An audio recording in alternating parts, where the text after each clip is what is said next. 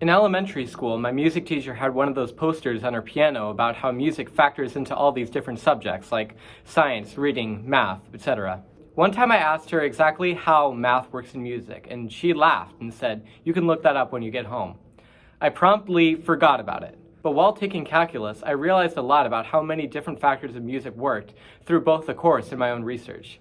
I'll take you through 4 applications of math and music in this video essay.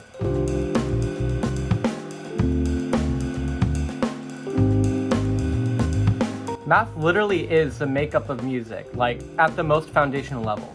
All noise is made up of sound waves which vibrate a certain amount of times per second to produce a pitch. For example, this A vibrates 440 times per second. Sound waves are measured in hertz, so if you've ever seen one of those YouTube videos that's like 432 hertz calming frequencies, that's essentially what's going on. Some functions can also be represented in sound waves. For example, this synth is called a sine wave because the sound waves that make it up represent the function of sin x. You may recognize this as sounding 8-bit or like from an old video game. It was a necessity when making video games back in the 80s to use these sounds made up of these simple functions to preserve hardware space. But I'll get into the calculus of sound waves later. So most music today is in what's called 12-tone equal temperament. So this note and this note are the same note, C, but obviously different pitches. They're separated by an octave. In between these octaves, there are 12 notes.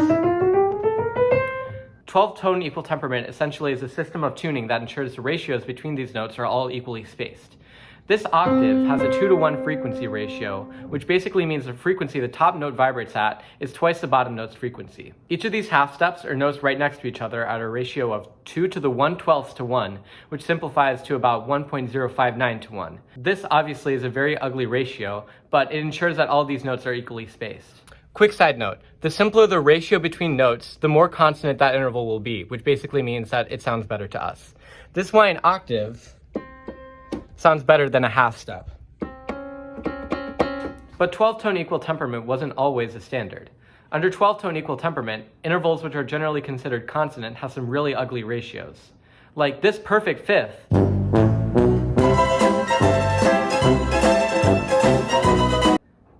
it sounds fine, right? But the ratio is really ugly. It's 2 to the 7/12 to 1, or 1.4983 to 1. What if we bump the top note slightly sharper, making the ratio 1.5 to 1? Doesn't that sound more harmonious? This is why it's called just intonation, tuning based on simpler, more natural ratios between notes. And it's how music mostly operated before pianos and other fixed pitch instruments. And it still exists largely today, especially in choral music. For example, a large part of barbershop singing is locking chords, singing in such a way that the intervals between notes perfectly lock into these simple ratios. Anyways, time to get to the calculus of this all.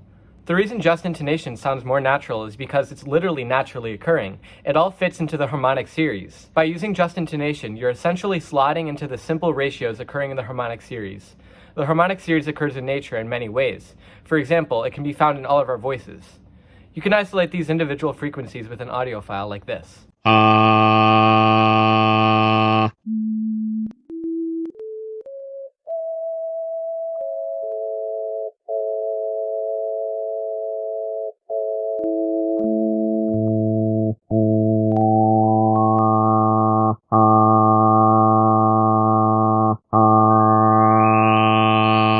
This is editing Teddy coming in, because I actually explained this really poorly in the actual video. Basically what I'm trying to say is that the math harmonic series is directly correlated to the musical harmonic series. Because they're all about ratios. Like the math harmonic series is the fractions that are produced, and the musical harmonic series is the frequencies that the ratios between those fractions produce. So, we've touched on the fact that sound is made of these different waves, right? So basically when we're listening to music through a computer, what it's processing is several of these different functions. In this article by Daniel Neyman of Johns Hopkins University, he models a short clip of music with these functions.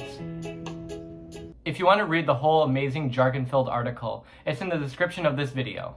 So that covers the entire progression of how sound is modeled, from just a simple sine wave to an entire song. But how else does math factor into music? Math rock is a subgenre of rock characterized by complex shifting rhythms and time signatures, encouraging the listener to count along, hence the name. For example, the song in the background, YYZ by the band Rush, has an atypical 10-8 time signature. Really, the most mathy this genre gets is its name. There isn't much more I can say here. There have been attempts to make songs out of more complex mathematical subjects, like this song, which is in Pi 4, but they're mostly just gimmicks. Math rock also draws a lot on polyrhythms, another complex rhythmic concept based on math. For example, here's a 3-to-2 ratio polyrhythm.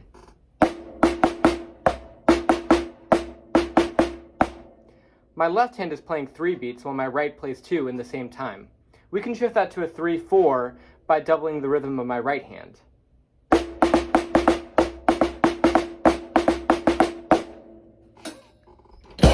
There are also a lot of people who try to push the boundaries of what's possible using polyrhythms.